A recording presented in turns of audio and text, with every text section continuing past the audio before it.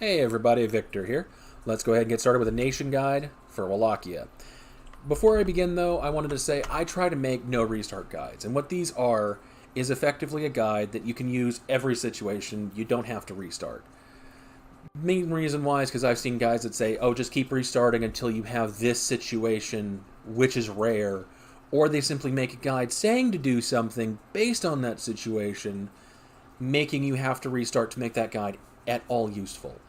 I don't think that's a guide, I think it's RNG.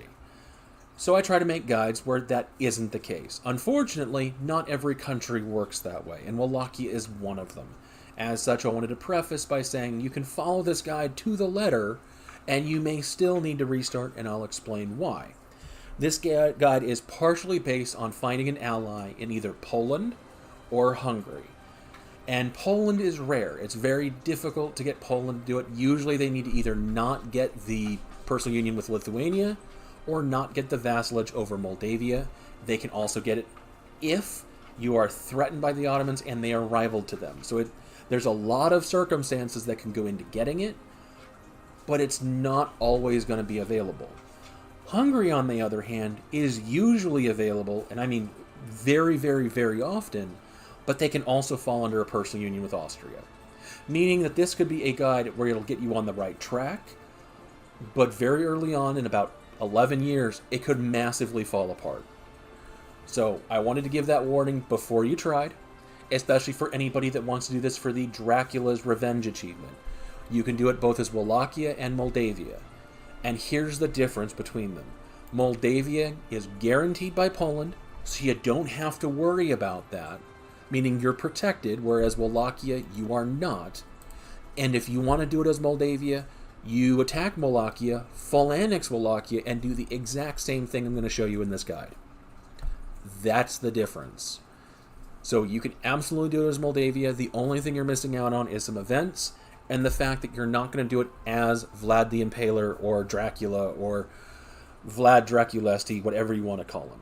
So that's the effective difference. So I wanted to clarify that beforehand and tell you if you're struggling and you just want to get it done, do it as Moldavia and follow the same steps. So let's begin. The first thing to do is to rival Serbia. You see, you have two options on who you rival. You have Moldavia and Serbia. And as I said before, Moldavia has a guarantee by Poland.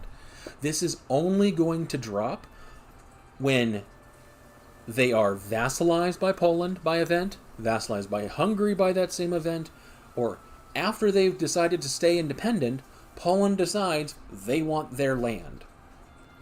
Now that can happen, but one of two things is going to happen.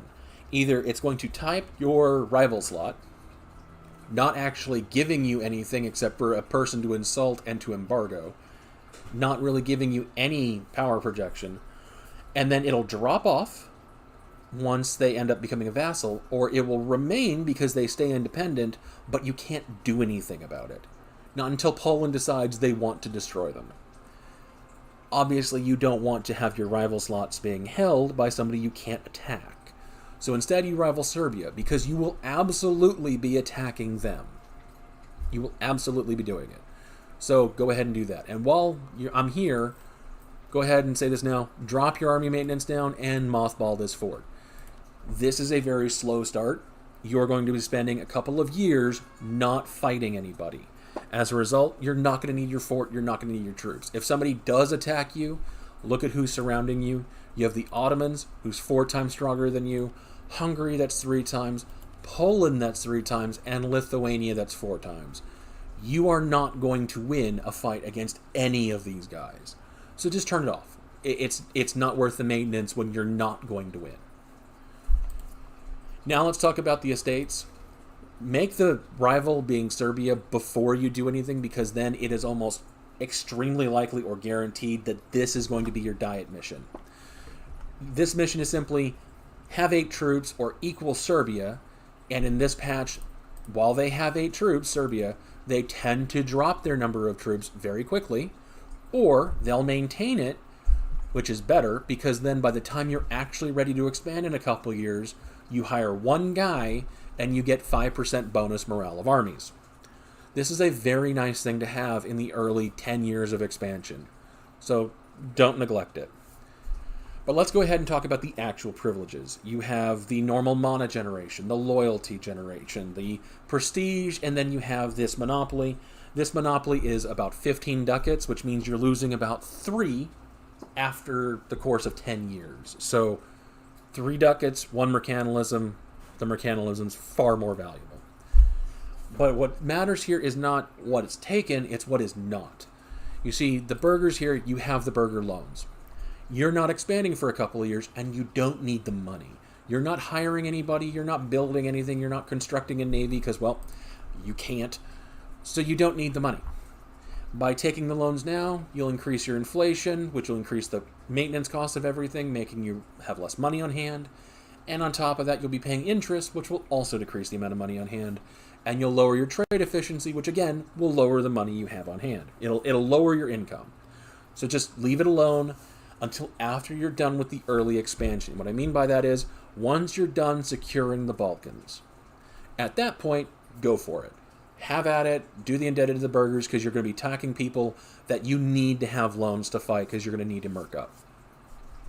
The next is under the clergy. It is the Expansionist Zealotry. You are an Orthodox nation in a sea of Sunni or Catholic. Now, there's a lot of Orthodox provinces, but it's about nations.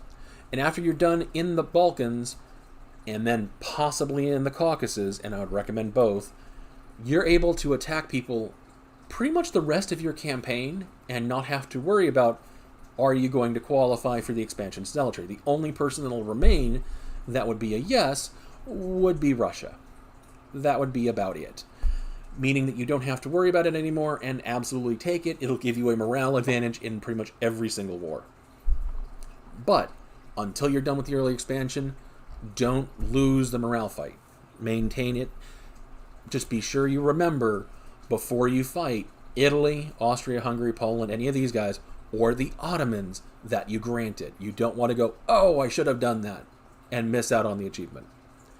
Lastly, the boyars here. There is another monopoly in here, which is a decent amount of money, which means you're going to lose a decent amount of that money too. About 10 ducats over a 10-year period, which, again, not a whole lot. But you're leaving it open for strong duchies, because you are likely to need or be able to get strong duchies before the end of this. So that is what that is. Now let's move on, since we've already talked about rivals and we've talked about the estates, your army. You're not doing anything to it. That's why I said deactivate it. You can throw the leader onto it as a general. It really doesn't matter. Lastly, your alliances. Well, alliances are really easy because nobody's willing to ally you. Very, very easy there. What you do have, however, is one person in particular, Hungary, being willing to royal marry you. The reason why I don't talk about the alliances is because if you look, there are people that are close. But you're talking about Herzegovina, Theodora, Odeyev, Sili. There's a habit with all of these guys. None of them are useful. Mainly because you are worried about being destroyed by the Ottomans. Which means you need Austria, Hungary, Poland, Lithuania, even Muscovy if you could ever get them, but you really can't, to end up trying to protect you. The nice thing is eventually Muscovy will take the Defender of the Faith, which means you're largely going to be safe for a very long time. Until that happens, you're very vulnerable.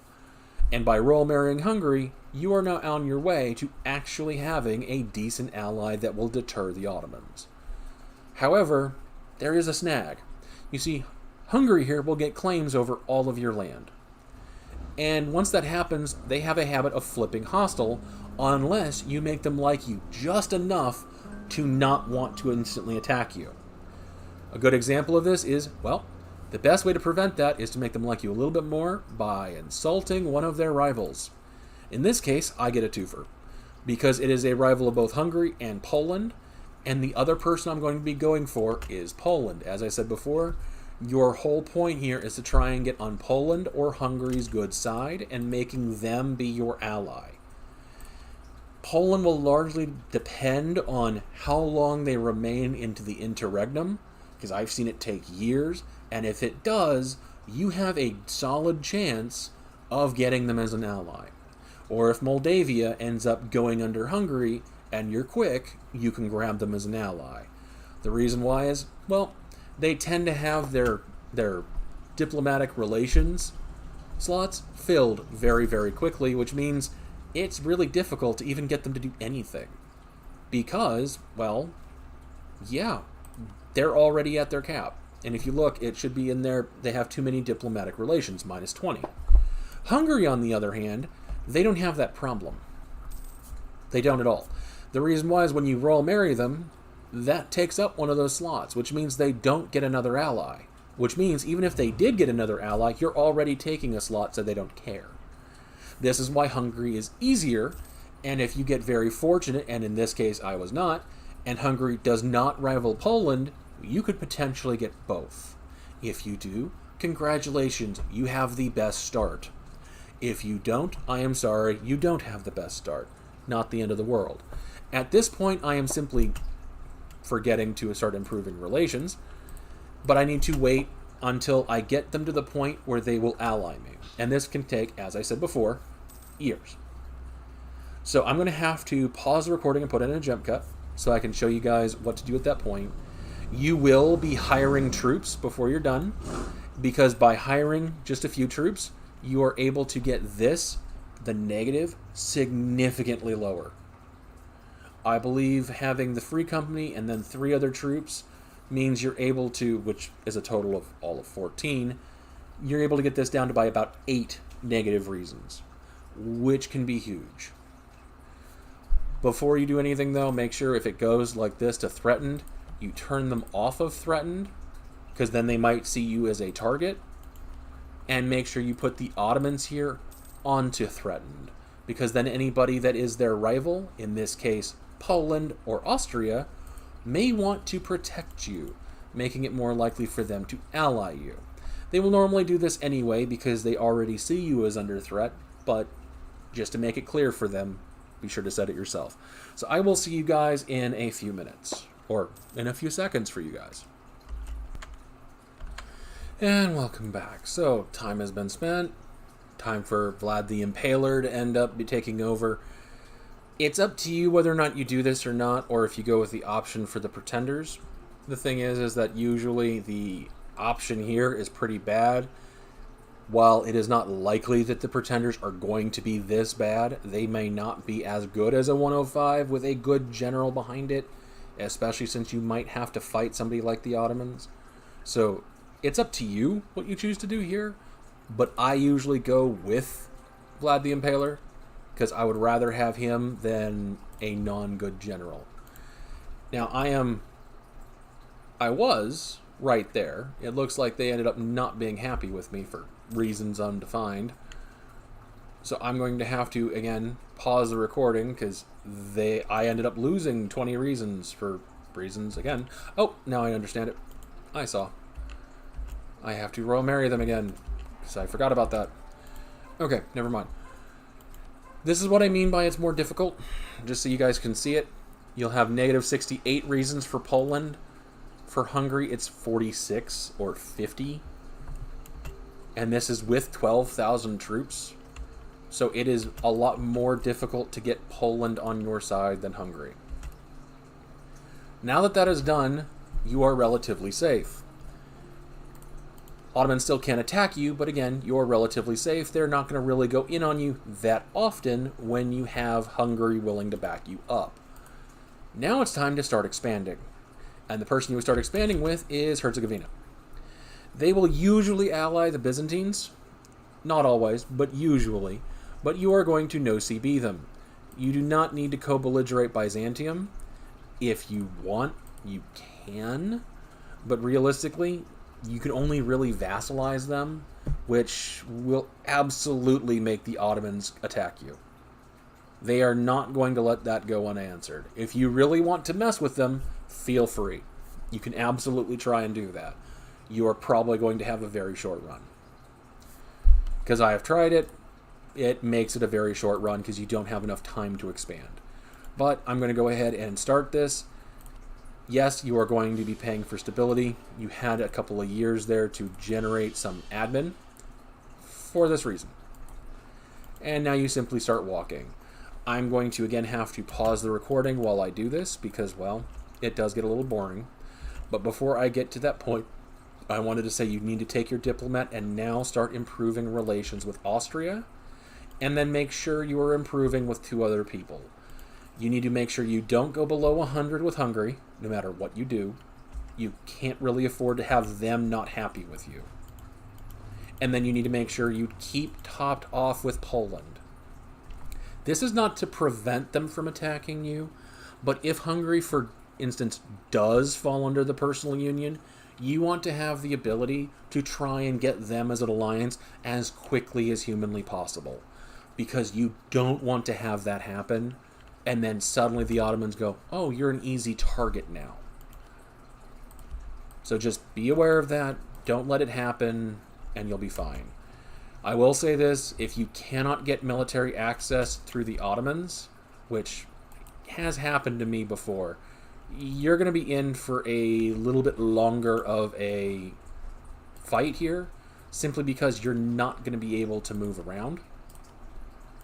But if they do get access, or I did here, fantastic. It's not a difficult war in any stretch of the imagination. Just stack wipe them, then go sit on their provinces, and Byzantium will peace out immediately. Don't have to siege anything down. And then Herzegovina is not that hard of a fight. So I will see you guys in a few minutes, or for you, a few seconds. And welcome back. So, took longer than expected, because Byzantium kept being really annoying. But, here we are. Going to go ahead and peace them out. Now what you do here is simply vassalize them, take their money. The reason why this is so useful is because, well, not only do they have a habit of getting attacked by, in this case, Bosnia, they also have a habit of, well, getting claims of their own. Meaning you're able to, quite quickly, declare on Bosnia or Serbia, and they tend to also be allied. And if, say, Serbia in this case is only allied to Bosnia and not guaranteed by the Ottomans, that is kind of important, you're able to attack Bosnia to get at Serbia. In this case, it didn't work that way. Or attack Serbia to get at Bosnia, however it ends up working. Even if you don't co-belligerate, say, for instance, Serbia, I'll just unpause it while I do talk, you are able to immediately, or you're able to, from Serbia, take Zeta and Kosovo for the gold mine, and you're not actually losing anything. I'm not going to get it in time. And then you can also humiliate Serbia and take some money, not all of their money. Or you can take these 3 provinces and all their money, not having to humiliate. But if you're able to co-belligerate them, congrats! You're now able to take the whole country. All of it. You just can't core it, because you can only core the provinces immediately adjacent to your vassal. Meaning Zeta, Visovski, or Bosnia, these ones. These ones you can absolutely core at will. You'll be fine. And that's all there is to it. Now you have a stronger power base. Unfortunately, I could not get Serbia in this run, but I'm able to usually get Serbia in every single run. Since I'm not going to be able to attack Serbia since they are guaranteed by the Ottomans, you start immediately, in this case, going to fabricate a claim on Venice. This is one of the reasons why you are working with Austria. You're trying to join the HRE. Because if you look, even after you take all of the land over here, you don't need that much opinion. I'm close already, and I've been aggressively expanding. So, if you can end up taking Zara, you're able to connect with HRE land. All you need to do is move your capital over here, and then suddenly, the Ottomans won't attack you because they'll be attacking Austria, Hungary, and then all of Austria's allies, which in this case are pretty garbage. That's all you need to do. So I'm going to go ahead and pause the recording again so I can show you after this fight exactly what you're looking at and other possible expansions. See you in a second. And welcome back. So, I was able to finish the siege, full occupy them, full annex them, and as I said, you can only go 1 province over from your vassal, so you're not able to immediately core everything. So if you end up taking Zeta and Kosovo, you'll only be able to Korzet at first, and then after a bit, after that one's done, then Kosovo. So don't expect to be able to rapidly get through it. Make sure you keep an eye on your overextension. But at this point, I have no coalition except for Serbia, who immediately dropped off. Just immediately. Croatia's annoyed, but they're a personal union, so it doesn't matter. And I'm simply looking for people that would be willing to come in and help me against Venice. And the best people for that, look at their rivals. And then once you're done with your coring, you'll have new rivals as well. Hopefully, one of them will be Venice. However, even if not, you're still able to scornfully insult them to try and make Austria happy to get them an alliance. If you noticed, I'm slowly getting closer to being a valid option for them. That's all you're doing. You're using Hungary long enough to try and get Austria or Poland or France or Aragon, somebody else. As far as your other expansions, once you're done with Venice, then you also have over here. As you can see, Imereti over here, they're currently at war. They might be taken out. But then you also have Georgia, who also might be small enough in your game to be grabbed. And if not them, Theodoro. Amazingly enough, Theodoro is a good option because after you're done integrating them into your country, after vassalizing them, this gives you the ability to fabricate a claim on Circassia and start moving this direction, or moving in this direction, taking over this land as well to give you another power base where you can fight the Ottomans. You will be divided, but you're trying to gain the development you need to fight them. And when you fight them, what you're specifically looking for is not the Skanderbeg fight, though that can be a valuable one. If you want to do it, go for it. However, there's another war, one that tends to be very, very involved for the Ottomans, and that is the Mamluk War.